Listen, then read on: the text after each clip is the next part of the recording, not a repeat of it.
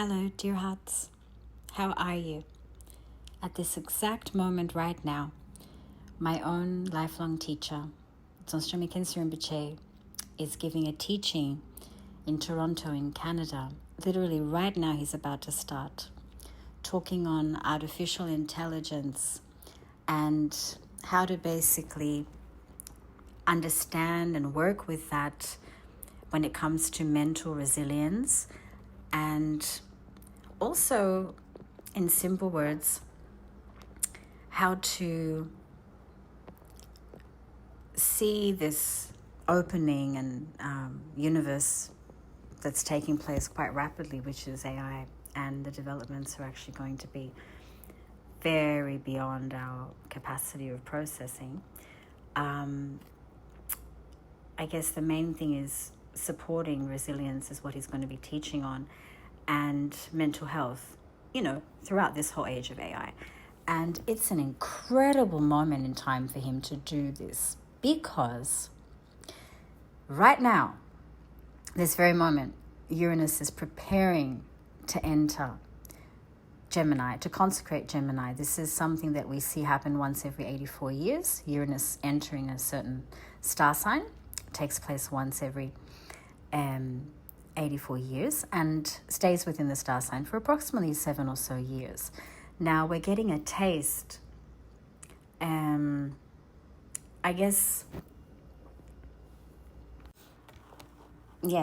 getting a taste of this preparatory entry into Uranus, Uranus, our sky, the Lord of the sky, the Lord of lightning, awakening, realization, sudden realization, and the capacity to realize. But Uranus is indeed, Uranus is the Lord of our sky when we look at planetary understanding. And in the Western system of astrology, this, originating in ancient Greece, the Hellenistic system, Uranus is indeed one that can, surpass the speed of mercurial energy when it's relating to the capacity of awakening and realizing something, because mercurial energy, Mercury, has a movement and a speed and a communicative capacity that always mingles with above and below and can create that bridge. But Uranus, when he has to strike, and as we say in Greek, Uranos, or in English, Uranus, it's coming down from the heavens and it's bringing liberation and prescience and forethought and, this piercing capacity to see the truth, realize something, understand what needs to be seen. And it is a blessing coming, onto our plane, onto this reality that we're in. And that's why the speed, when that striking, choice of Uranus comes for us, it is really just surpassing the speed of any other planet in its influential capacity. So what I'm trying to say with this right now, with so much enthusiasm, my own teacher is getting into this teaching and about to start talking, and I felt like it would be the best time to also prepare this for all of you, because the timing is of the most supreme. We're at the last degrees in Taurus, of Uranus and Taurus, and this transit has been very challenging for so many of us. So we're lifting up that very earthy, intensified developmental point of Uranus having to strike the ground and everything we're trying to develop in a more basic, tangible way to take us to a mercurial, Gemini, landscape that Uranus feels very comfortable in. And we're going to get a taste of that entry and what it feels like leading up to the 7th, 8th and 9th of July 2025. And we're going to start to feel, because, Uranus will touch that 0 degree in Gemini. And it's not any transit that we could say starts, in ways that are noticeable. It's very noticeable. This is by far the biggest week of the year. The first 2 weeks of July 2025 are massive for all of us, because we're talking about the Pleiades, the Pleiadian energy being there with this Uranus shift. It's a massive thing. The Pleiades being there with Uranus at this shift of end of the, Taurus degree and entering Gemini at the early degree. I mean, we won't see that again. That's not something we'll see for a very, very long time. Only when Uranus is back in Gemini and shifting out of Taurus. Definitely after when Uranus retrogrades back into Taurus, we'll get a bit more of this, Pleiadian energy, and then see it go back into Gemini as well. So in the next couple of years, there will be this touch of Pleiades throughout everything going on with Uranus's activity. But then after that, it won't take place again for 84 years. So we're not talking about any Uranus transit. We're talking about the gatekeepers of the universe. When we're talking about a gatekeeper, we're referring to those who roll the dice, who determine, the Pleiades determine so much of what's taking place in every universe, not just ours. And everything that was happening now in our reality has already happened when it comes to the Pleiadian understanding. And the influence is here. It's almost like an echo. So what they've determined, and I don't want anyone to get confused, because we still can, divert situations, maneuver the fates, flip the script, negotiate with so much that's happening, because we have to learn how to be the real steerers of our divine, direction. But that is a learning process. So the echoes are indeed the imprints of so much that's already been determined through the movement. And there's a collective movement, and there's the individual contribution to the whole. So, universal understanding is a very, very vast subject. And then there are many universes. So going into multidimensional universe into universe understanding takes you to, a kind of divine mathematics that our mind won't be able to understand, even if we go and study at Oxford for 100 years. So it's not that we have to be learned to get it, but what we do need to respect is that there are cosmic influences that surpass, that go over the threshold of what we can fathom in a singular way that's, again, relating to a self, which, again, it deforms the capacity of what our minds, our unique contribution to the whole through the capacity of our minds is capable of. Because the self comes from a lot that has been already predetermined, and then it limits everything else that the mind is bonded to and linked to. In saying this, however, the beauty of growth and expansion through understanding the comfort Uranus has being in Gemini and being so close to the sisters, the seven sisters, the Pleiades, which also means that, there's, a sense of correct awakening that will be taking place in this next 7 years. Many of us won't see this happen again because we won't be here after 84 years, But the fact that we are having this opportunity, and Venus, our beloved Venus, who Uranus birthed, will also be meeting with, all of this action right now, and is doing so right now. It creates a beneficial, it's a benefactor, so it creates a supportive theme to the entry of Uranus into Gemini. It's like Venus who creates the beneficial, auspicious, tender, and also, very prominent degrees of support. She is pushing this, moving this sensually into a state of, a collective understanding that will ring true, that the insights we will start to immediately have take place in the first 2 weeks of July will really ring true. And it won't be as mud-like as it's been for the last 7 years, because we're coming out of the mud. We're getting into a more ethereal kind of, you could say, air-like reality, which you're no longer standing on the ground as we've been trying to understand where we are, trying to really establish ourselves where we are. Instead, we're suddenly going to be not really here. We'll be a bit flighty. And in that flighty stance in these 2 weeks of July 2025, there'll be so much progress in getting a clear communication around everything that's been happening this last 7 years for us personally and collectively with Uranus and Taurus, because that's what Uranus does. Always at the last degree, in the last moments before it enters its newfound placement, it really likes to communicate and express everything.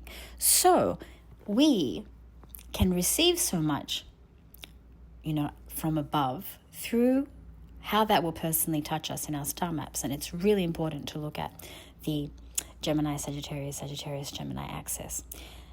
And I'd also like to emphasize, if you want to get a bit of a Pleiadian understanding, just check out where Taurus and Gemini sit in your star map as well. Because, again, the Pleiadian energy influencing this, being so clearly with this, as it always does, every 84 years, it always comes into Gemini. Uranus in Gemini always comes into Gemini, lands into Gemini with the Pleiadian support. And that is not a theme that only stimulates the mercurial activity of thought, of ideas, of interaction, of expansion, of the creativity of all that can get done, of the networks we can build, of the developments that can happen around transportation and our environment and our immediate environment, the developments that can happen around the mind and how the mind functions, how it contributes, how it expresses itself, and also the expansion in the mind that can take place through this 7-year period, which will surpass what we are capable of understanding, because Uranus is futuristic. Uranus is needing to express itself in ways that are not holding us down on the ground that we have been developing. It likes to take us into the air, take us out of our typical structure and surprise us. Uranus in Gemini loves change, loves surprising us, and really likes to keep us on our toes. It's a very unpredictable time, and it would definitely be one of the most unpredictable times, because Taurine energy is predictable, so therefore does weigh Uranus down and make it a bit harder for Uranus to turn the volume up at the point that it can when in Gemini. And with the support of the Pleiades, which is the case every time this transit happens, you're having the universal gatekeepers there who roll the dice for all the different dimensions, all the different universes, within universes. And what that means is we don't have to expand to understand that. Imagine we're expanding, and then we're going out of this, planet Earth that we're in, and we just start to soar out of this planet Earth and go further out into the space, and then further out and landing in different planets, and then further out and going into different galaxies. That's expansion, right? And then coming back in, contracting, bringing all of that into us, back into our planet Earth, back into our beings. Then we receive it, okay? But imagine if that, keys to all the universes and dimensions isn't just at that degree with the Pleiadian energy. What if it's the universes within the microcosm, in the most minute possible speck of a location? If you look at how things form, the higher technology that's being created so that we can actually look at things under a microscope, and then we can see an entire universe in things that, the naked eye could never begin to understand, and yet there's infinite functions within a very small speck. I remember being in Rajasthan in the desert, spending time there, going in the direction of Jaisalmer. And I remember finding an incredible wandering group of nomads who were, of course, the gypsies of the region, and were all capable of the most artistic works. And one of these guys in the amazing group, traveling group, was able to draw on one little grain of sand the most incredible artwork. And then you'd have to put it into a little glass container that had an inbuilt microscope, and then you could see like an inbuilt microscope where you can see what the art is. So you'd wear it zoomed in, like a magnifying glass more specifically. And I saw it with my eyes. I saw him do the artwork on one piece of rice, grain of rice. I saw him do it. And without glasses, it never leaves my mind and heart. But that's the kind of dimension When we look at the Pleiades we're talking about, it's universes within universes on every level, not just beyond our Earth, but within it, in dimensions within our Earth that we can't even classify as the Earth we know. So, there's a very, very big transit here that is generational. It changes the future generations. All that get birthed now and moving forward, all who have been recently brought onto this earth and moving forward, will be heavily impacted in the most futuristically prominent way by what Uranus in Gemini will do. And kids that have that are birthed with that, are part of an incredible, expansive, embracing, multidimensional, all-seeing, like I was saying in the video that you're also going to watch. When I say all-seeing, I'm talking about having, 1,000 eyes, just being very much aware of so much, not just the one direction, the goal, what you're aiming for. And that capacity of Gemini when exalted is pure art, because you can propel so much and move so much, and having all those arms, all those eyes, coming from or stemming from an influence, so to speak, is a capacity that we have to really be grateful for, and having it in us and developing it in us is something that when exalted once again can help so much, right? So that's where this is going. So is it a positive transit? I think it's going to be a protective transit for anyone who really would like to develop and cultivate, develop and cultivate. If we're resisting, if we're not wanting to be flexible, learn and change and spread our wings a bit and become more enthusiastic to fly up in the air, to have a relationship with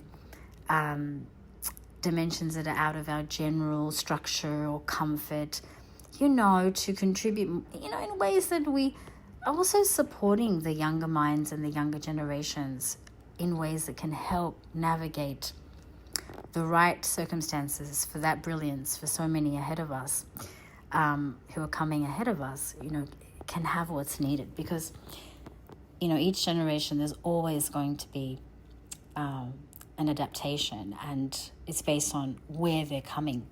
What we came to when we arrived, right, isn't what the generations of now are entering in.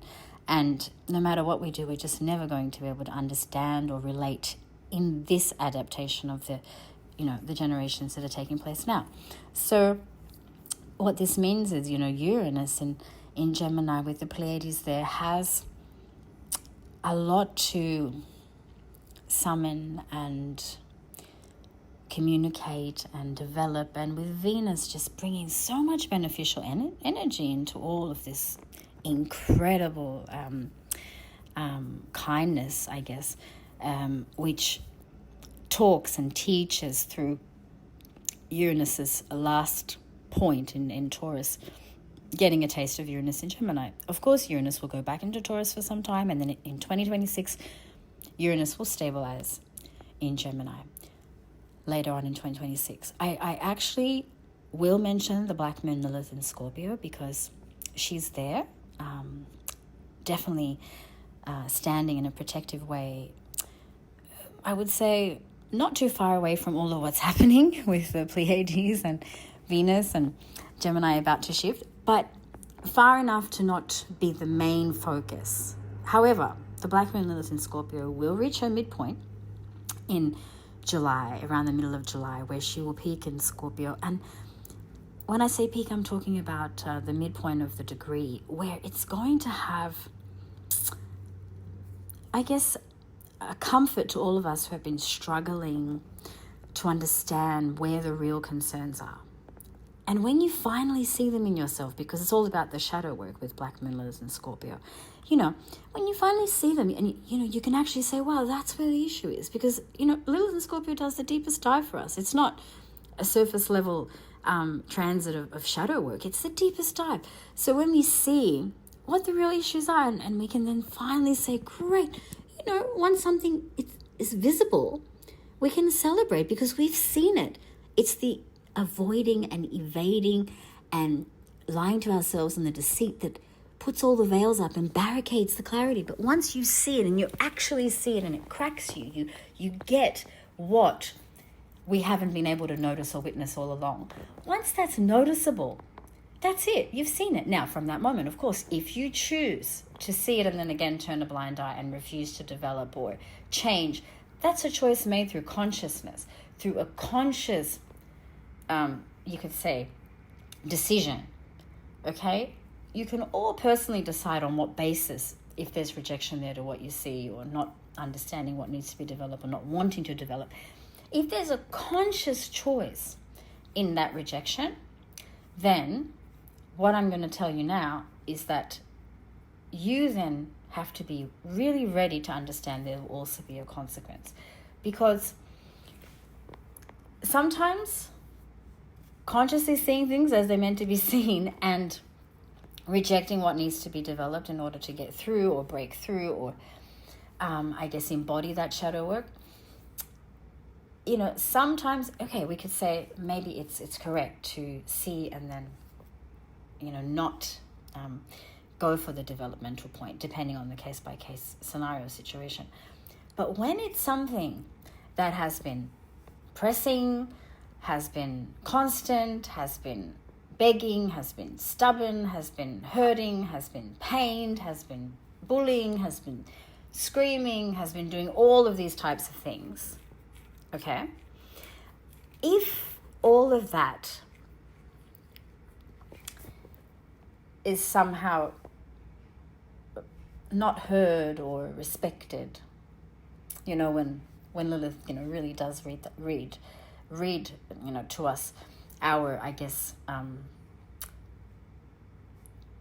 maybe our inner dimension that we refuse to come to terms with, when she reads that to us and spells it out to us, and then if we just, again, not want to understand and embody, but we do see it and make a willful choice, you know, then there's consequence, because those opportunities don't come again. And it's so easy to say sometimes, okay, I'll deal with it later, or let's not worry about this now. But what we have to take into account is just how long have we been saying that? How long have we been saying, not now, not yet, not now, no, you know, let's maybe put a speed button on this a bit, because Lilith and Scorpio won't happen again for another 9 or so years. It's the deepest dive one can get to understanding the inner dimensions of the most hidden away, blocked away parts of our being that are sincerely held captive because we don't make the time and effort to heal them and rejuvenate and forgive and also let go. And sometimes rejecting and refusing is also part of it, and saying no. You know, Lilith loves to do that when it's necessary. You know, she loves to put the boundaries where they need to be placed. So where we have refused to hear the pain, you know, if we continue to choose to do that, there's always going to be consequence. If we just still haven't understood where that is for us, or what that deep imbalance is for us, if we still haven't understood and we can't get it right, you know, just keep a very sensitive and delicate eye on the themes of July, because they will be enhanced by the lunation itself, how the moon will be moving through the month. They will be enhanced by everything that's happening with Uranus and everything that's taking place with the Pleiades and Venus too. So you have the beneficial, enlightening, awakening, futuristic, propelling, transformative energy that doesn't intensely come for you like Pluto does, okay? Uranus really strikes you from above. There is a heavenly hue to it. It really does come to awaken, to illuminate, but that always develops, and development requires change. However you want to metamorphosize, right? When we're looking at Plutonian energy, which is, you know, going to also have a pretty healthy relationship to this transit of Uranus, because Pluto will be in Aquarius. It will take everything to a level of, yes, I'll use the word intensity, wherein, you know, there'll be a clock ticking, because Uranus strikes, okay, it's very spontaneous, but it's also grab it while you can. But then Pluto will add a bit of a theme with Aquarius saying, well, hold on a second, why are we in a hurry? Let's extend the boundary of time a little bit here, because I'm an Aquarius and I think, this teaching could definitely be on repeat intensely so we get the message. So as a collective and as an individual, the planets really do want to get us where we need to go. And there is a personal understanding, but there is also a collective understanding. And they're all doing it uniquely, but they're also working together in ways that are not going to be easy for us to take on board, because they're not going to be hiding. With Saturn in Aries for the next 3 or so years. It's a very outward cycle of teaching. It's very visible. It's not hiding. It's not in the subconscious, deep down within the depths of our psyche, levels of understanding like it just was when it was in Pisces. It's taking on an outward stance. You'll see it in the world. You'll see the conflict. You'll see the confrontation. You'll see how people will have to follow leaders, dictators, totalitarians, people that say my way or no way. You'll see it in our own lives. But also you'll see Pluto and Uranus saying, well, as hard as annoying as that is, there's a lot that we have to understand, and extreme measures will be put in place that somehow support, and I know this is going to sound difficult right now to get in its fullness and richness, but it's about supporting what's coming in the long-term future, because we'll be gone. This body of ours will be gone, but there's so much that will be left behind, and we have to understand that all of that is also part of everything that needs to, continue. And in that continuation, there needs to be the right kind of education and transformation here on Earth. So we can't ourselves fathom what that needs to look like. We can wish for the best, but we have to also be ready to be part of the right changes to support what's going to be taking place here long after we are gone from this body we're in. So it's that level of, mind-boggling teaching and education. And I feel as though, all of these planets, all of these transits require their own sweet, in-depth dive, which, Pluto and Aquarius, I have the private, very lengthy Pluto and Aquarius talk, because that's a 20-year transit. And it's, again, generational, focusing on everybody. When we look at Uranus, of course, I have a private talk just on Uranus in Gemini, and that can also be requested. But actually, when it comes to Uranus and Gemini, I prefer to do, one-on-one readings, because it's really interesting to see how that impacts and brings developments and windfalls, and also takes, the losses and the gains that come from the suddenness of, and the spontaneity and the surprising force, which is Uranus, right? So to see how all that movement happens in our star map personally is very helpful. Then there's, of course, understanding Pleiadian law, and I have the Pleiades Mystery School, which is a 7-hour mystery school, and that was created in 2020, so you can request to hear that. And Pleiadian energy in all of this that's happening right now, I guess you're all wondering, why does Uranus, from Taurus into Gemini, always happen with the Pleiades? Well, because the Pleiades, they sit on the shoulder of the bull in our cosmos, and Uranus has no other choice but to lead into that commencement point and consecration point of Gemini through the Pleiades, okay? And the Pleiades sit there for a reason. When we think of the bull in the constellation system of our skies, the bull is a very important placement in our skies, and star sign. And, prehistory has venerated this constellation. And the Pleiades have been venerated in so many ancient civilizations and cultures, and have also been seen as the wisdom keepers, the grandmothers, the matriarchal societies, the leaders of the wisdom lineages that basically keep so many scrolls and data points and knowledge bases on divine order and law, coming from also the development of the fates, but how that interlinks with not just this reality, but so many universes and macrocosms, microcosms. Do you understand? As I was saying. So it's out of the human general understanding. Because the human general understanding, okay, comes with being human. So our understanding is ultimately, and also on a basic level, going to be different to what a bull, would understand on most days. Do you get it?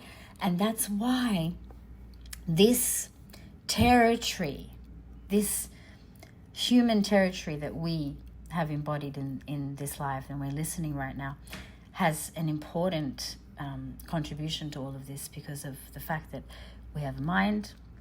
We can also interlink circumstances, right? We can somehow be a middleman, as above, so below. We're somehow there in the middle. We humans somehow stand on top of the earth, right? We're not down below it. And we're not in the sky as our home, so to speak. So we're somehow maintaining a balance, and through the interlinking everything, even though we don't have to be learned in the whole system within system within system and how that expands and contracts, we can at least see the value of being human in all this, and really be respectful to the fact that we're seeing this as humans, aren't we? Right? Because it's where we are. But not everything else will see it as humans. There's so much else taking place, and it won't be able to relate as humans do.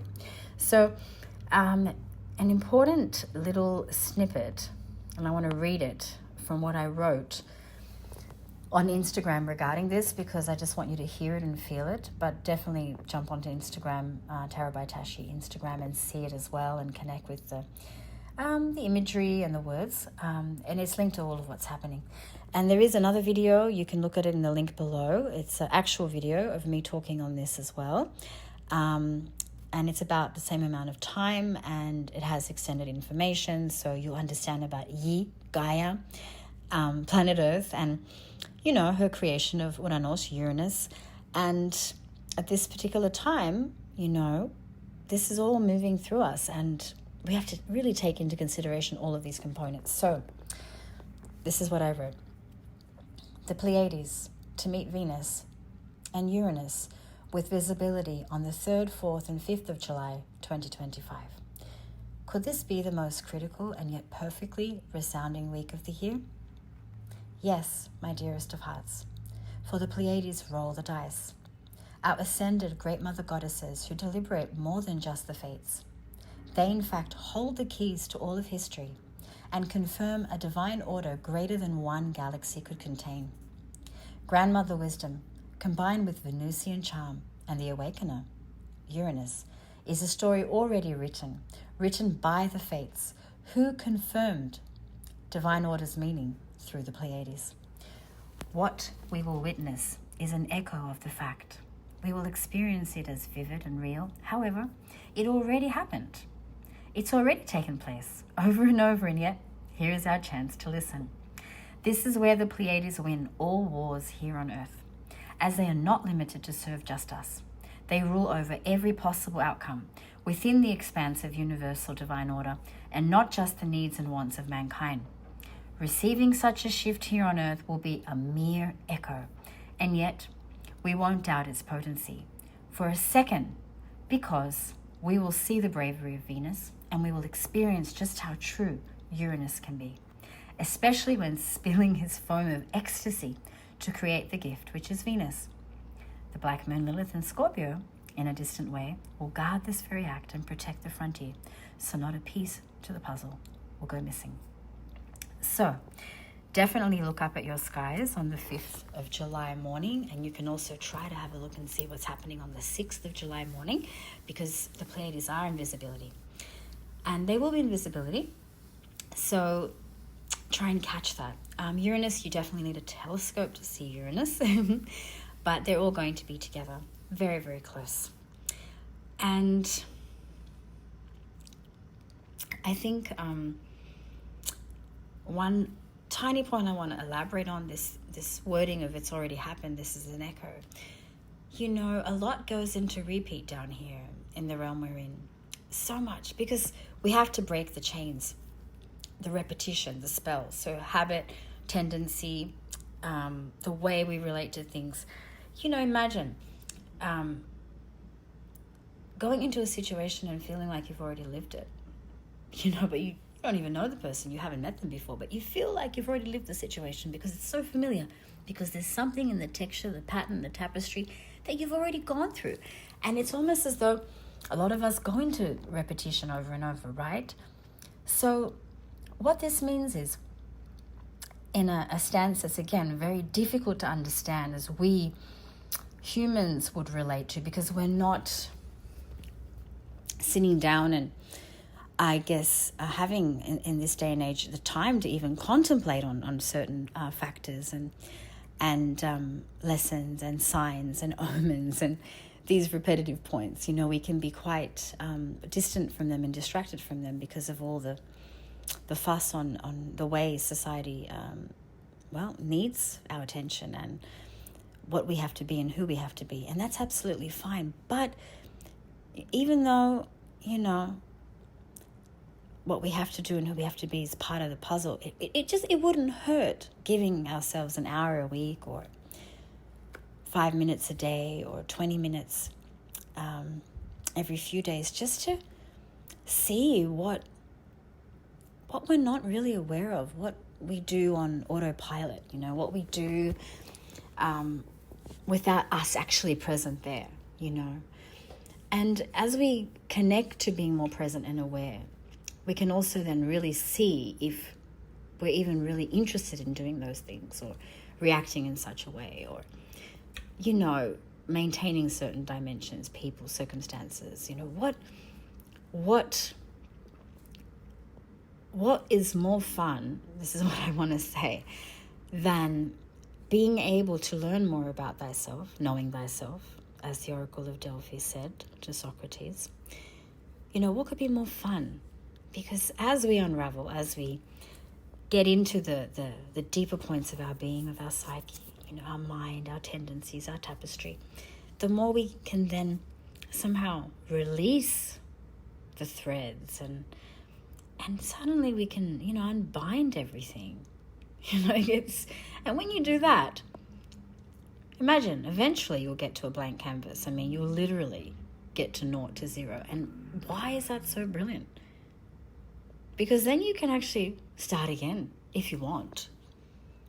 And perhaps without all that fuss, And when you can do that, when you can start again with all that fuss, you can be anything. You can be anyone. And the great thing about that is you won't do it because you're interested in binding yourself again and being, the same kind of, I guess, plan, the way something is put together. You're doing it because, if you do it, it's because you really want to rehappen or reappear somehow to help, right? To serve, to be useful, to be beneficial. And I'm quite impressed with the way Uranus can speed that process of just getting to the real heart of who we are and helping us get there. All of our unique contribution, of course. And that then wonderful departure from an unnecessary reality, one that doesn't serve getting to the bottom of who we are and the truth of who we are, our authentic nature, our authentic presence. So it's an incredible time, everybody. It really is. Never easy when it's that raw and that piercing and that sudden and that expansive, with Pluto there obviously providing the intensity at times and so many other things. And with Venus getting us into this kind of creating all that foam and dancing there for us so that we can almost feel splendid and sensual about why it is the way it is. It will get electrifying too, but in that electrifying, freedom, it's a quick pain. You just kind of, you see things depart and you change. It's a quick pain or a quick discomfort or like a pinch, and things change, and they change quickly, and that's great. Who wants a long process of change like Taurus and Uranus and Taurus? That's, oh my goodness. It's actually quite hard if you compare it to what Uranus and Gemini can do. So I'm looking forward to this. Please like this video. Share it around if you do, of course. And just know you're not alone. And it's a great moment to prepare and note down and learn and just embrace the very new times that are about to hit us all. Thank you so much.